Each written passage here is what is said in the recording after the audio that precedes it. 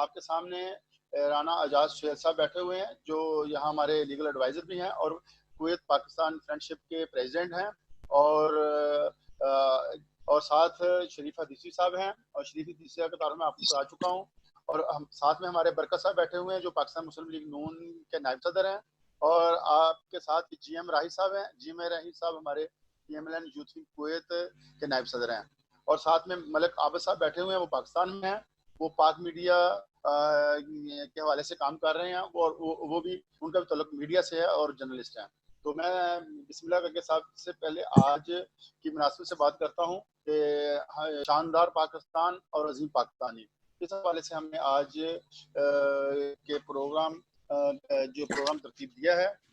تو میں سب سے پہلے گزارش کروں گا، چونکہ ہمارے پاس رانا اعجاز سہیل صاحب موجود ہیں اور ہمارے موسٹ سینئر ترین دوستوں میں سے شمار ان کا ہوتا ہے صفحے اول میں، تو جناب رانا اعجاز سہیل صاحب آپ۔ بسم اللہ الرحمن الرحیم۔ سب سے پہلے تو میں آج کے میزبان تقریب جناب زبیر شرفی صاحب کا بے حد مشکور ہوں، جنہوں نے آج کی اس تقریب کا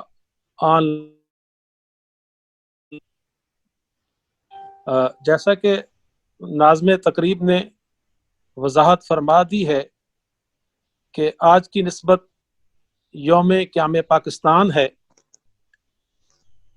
یہ بہت ہی خوش آئند بات ہے کہ اس طرح کی تقریبات کا اہتمام کرنا یہ کسی بڑے کام سے کم نہیں ہے،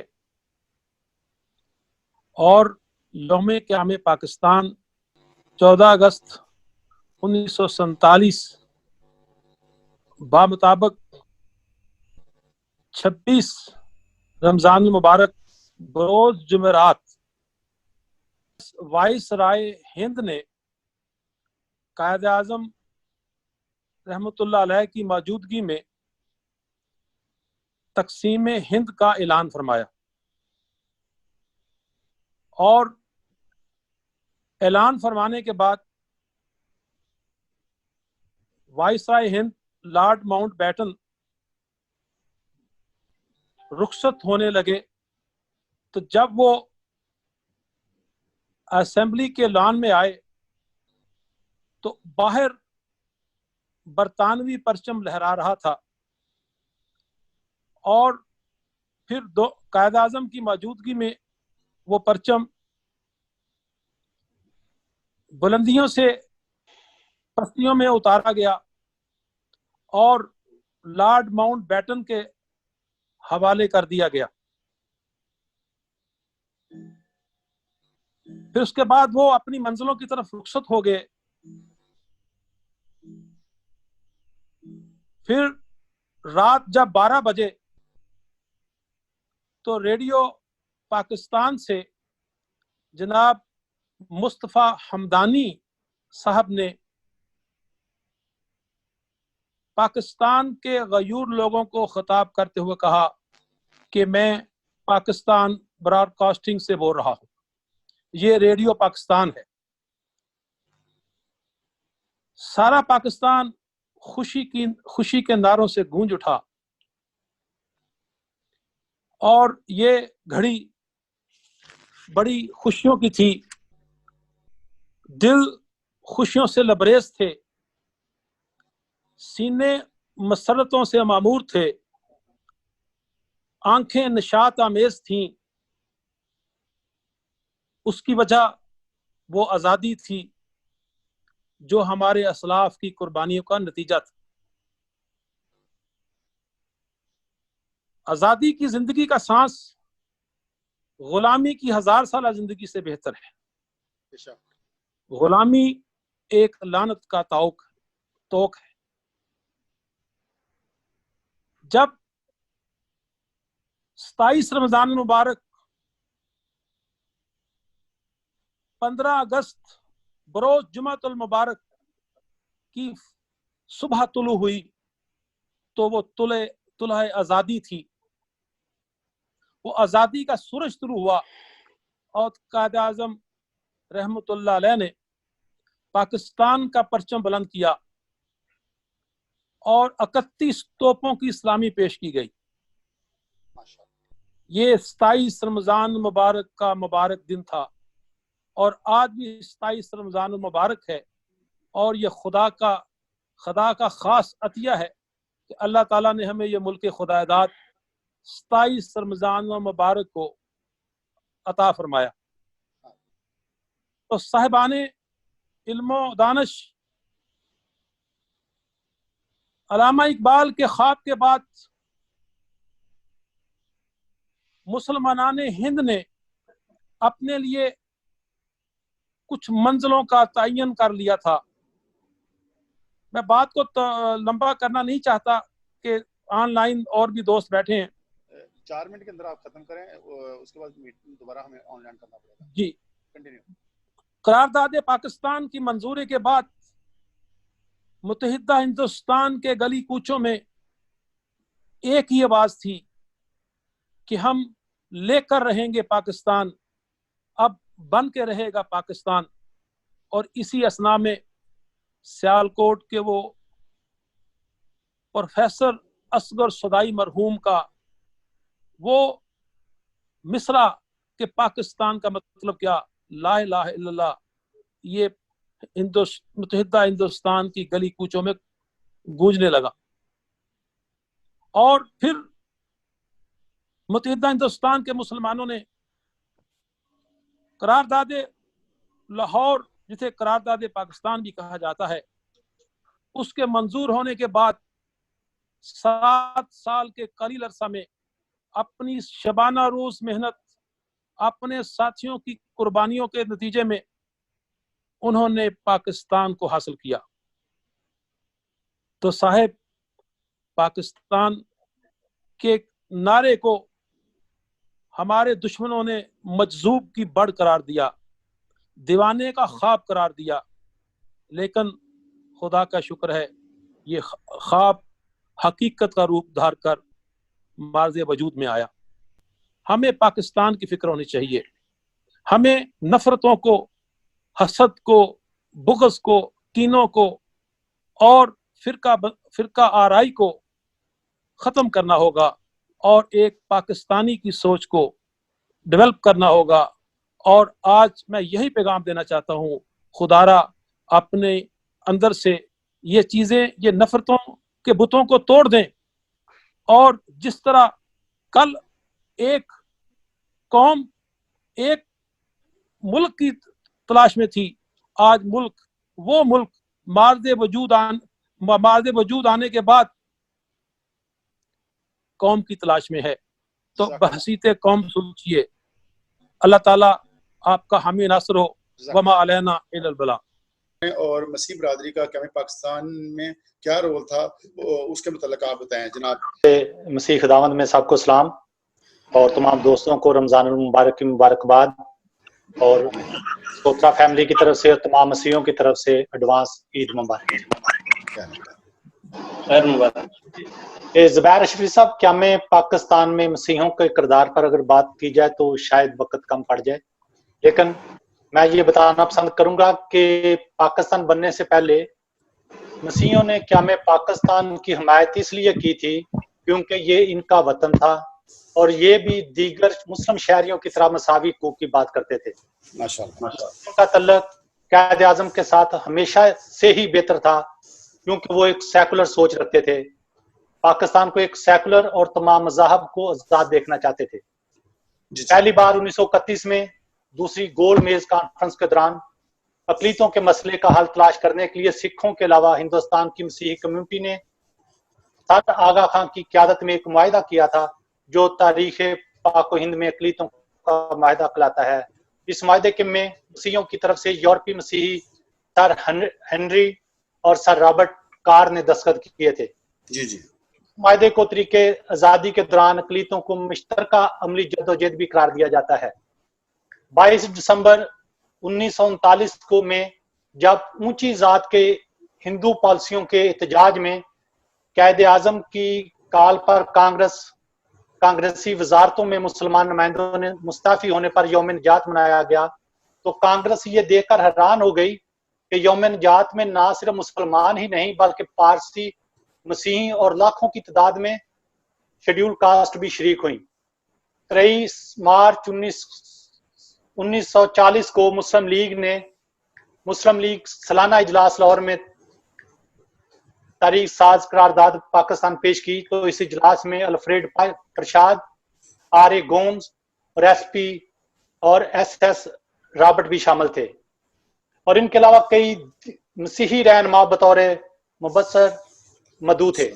मसीहियों ने हर कदम पर कायद आजम का साथ इसलिए दिया क्योंकि वो जानते थे कि पाकिस्तान में ही इनके हकूक का तहफ़्फ़ुज़ मुमकिन हो सकेगा।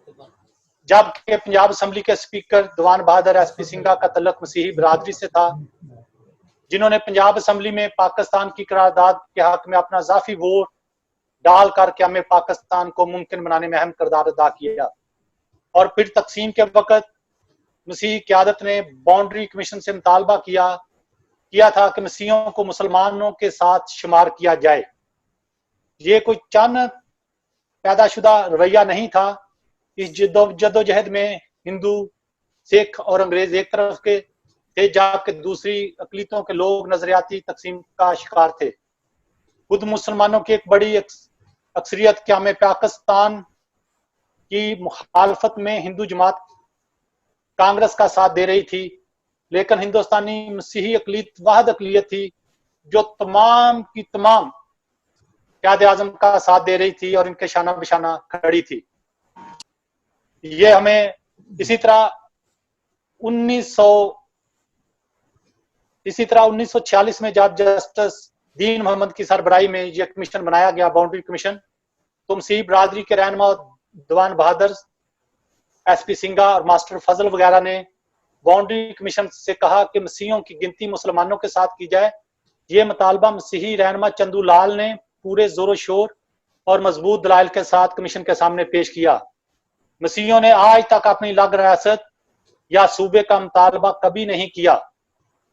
इस मुतालबे के बाद नेहरू और पटेल ने मसीहियों को कायल करने के लिए पूरा जोर लगाया और लालच भी दिया कि अगर पाकिस्तान की बजाय भारत का साथ दें तो हम मसीहियों के लिए कुछ अहम वजारतें हमेशा के लिए मखसूस कर दी जाएंगी।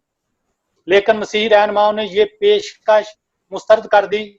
हिंदुओं और सिखों का बहम एका था। सिखों के लीडर मास्टर तारा सिंह ने असेंबली की सीढ़ियों पर आवाज बुलंद कहा, जो बनाएगा पाकिस्तान वो खाएगा करपान।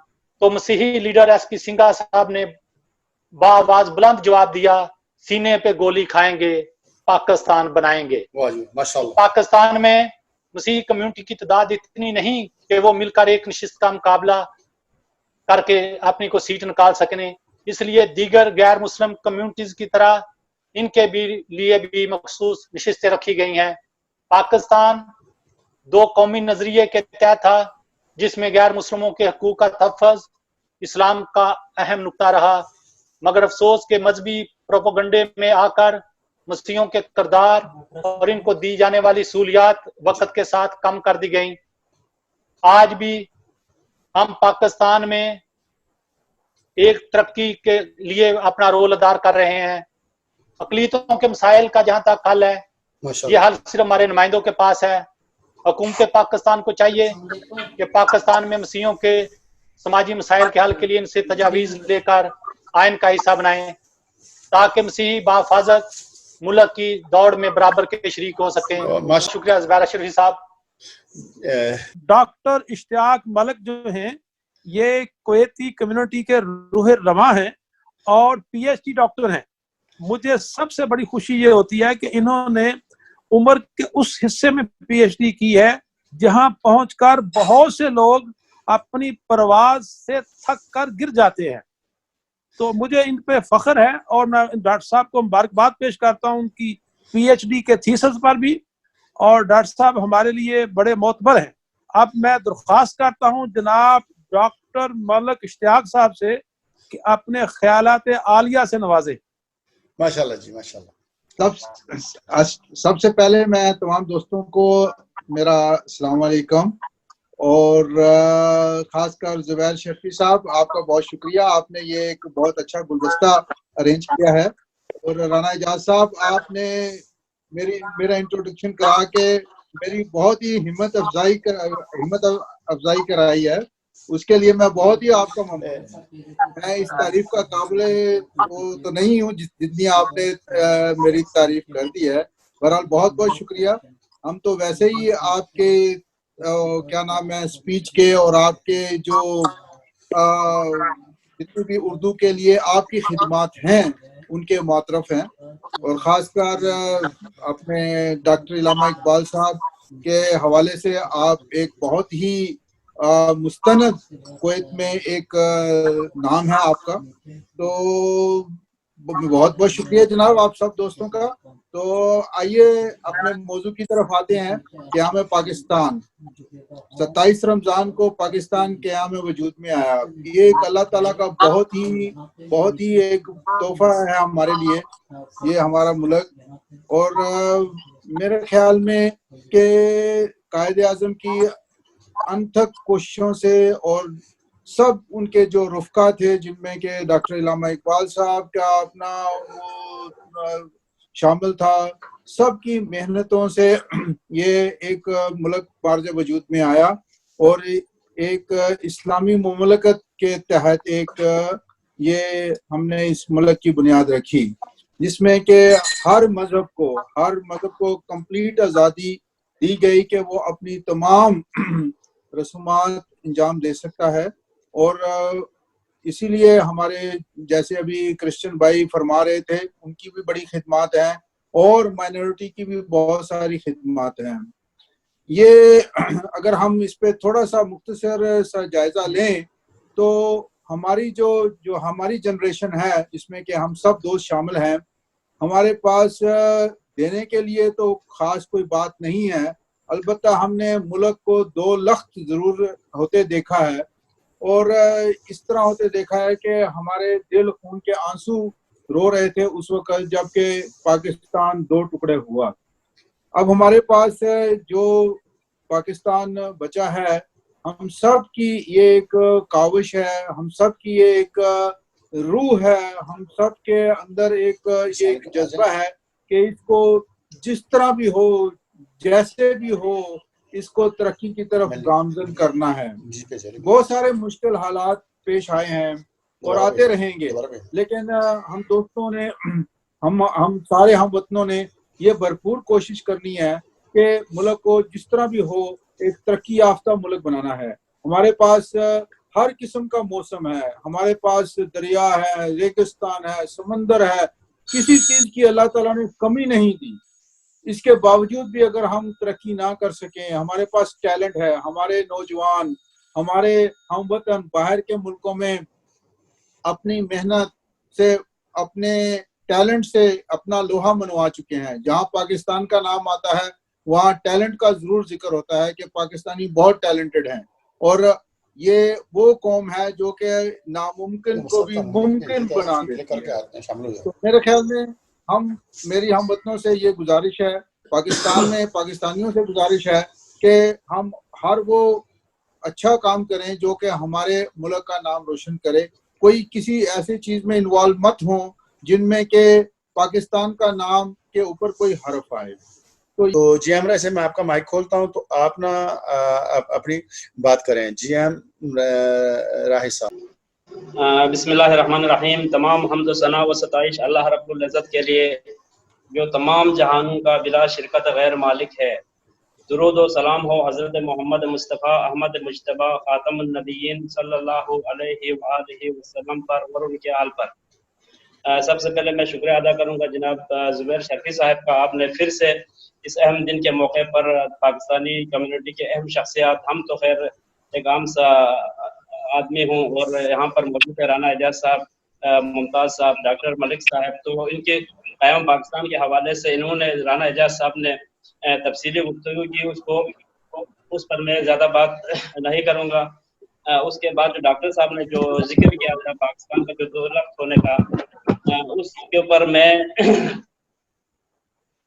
कुछ इजाफा करना चाहता हूँ कि जैसा कि आप सब जानते हैं कि गिलगित बल्तिस्तान की बड़ी अहमियत है, दुनिया की नज़रें उस इलाके पर है और इस वक्त जो है दुश्मन की नज़रें जो है کشمیر میں جو آرٹیکل 370 کے خاتمے کے بعد دشمن کی نظریں جو ہے گلگت بلتستان کے اوپر ہے، اور کچھ دنوں سے آپ نے بھی دیکھے ہوں گے، آپ لوگوں نے بھی، کہ ان کے کچھ ٹی وی چینل پر جو موسم کا حال جو دکھایا جاتا ہے خبروں کے بعد، اس میں ہمارے علاقوں کا بھی نام لیا جا رہا ہے. تو الحمدللہ پاکستان معرض وجود میں آیا. مملکت خدا دا پاکستان کو اللہ ہمیشہ قائم و دائم رکھے، اور ان کی اب ضرورت اس بات کی ہے کہ ان کی سرحدوں کی بھی حفاظت کرنا اور بیرونی جو سازشیں ہو رہی ہے ان کے پر بھی نظر رکھنا ہر پاکستانی کے اوپر فرض ہے.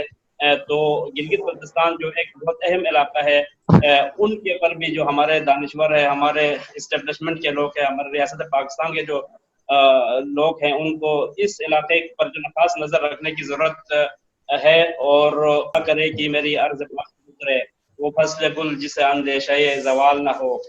یہاں جو پھول کھلے وہ کھلا رہے برسوں، یہاں خزاں کو گزرنے کی بھی مجال نہ ہو.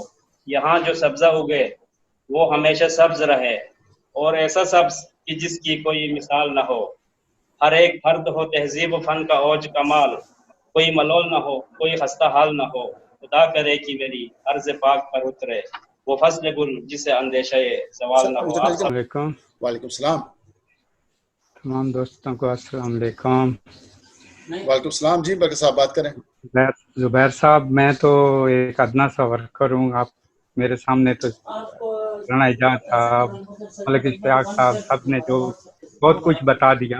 جی جی تو ہم دعا کرتے ہیں اپنے ملک کے لیے کہ ماشاء اللہ جی، زندہ باد.